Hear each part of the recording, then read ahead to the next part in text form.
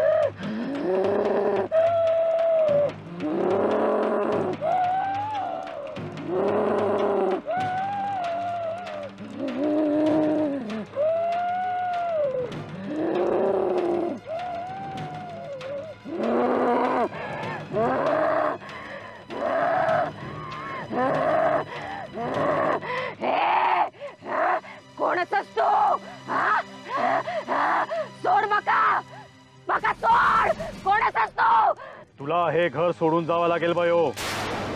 ही तुझी जागा नाही. मका न्याय भयो. तुका माहित आहे ना. तुला न्याय नक्कीच मिळेल. मी तुला न्याय मिळवून देईन. सरकार आपला शब्द कधीच खाली पडू देणार नाही.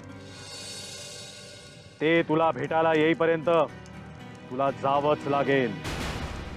यापुढे तुला कोणालाही त्रास देता येणार नाही. तुला दाखवून द्यावं लागेल बयो, तुला लोकांना त्रास द्यायचा नाहीये.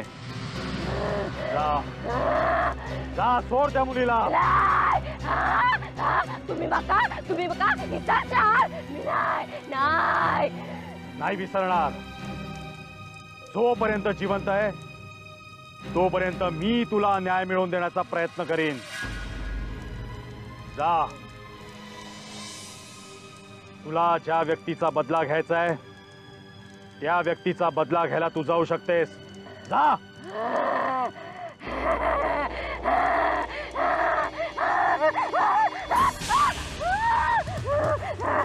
आता किती कडवलंस. आधी कबूल कर की मी तुला परत बोलवेपर्यंत तू कुणालाही त्रास देणार नाहीस.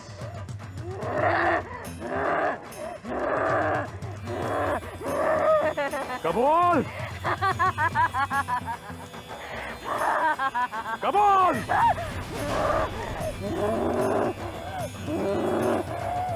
कबूल.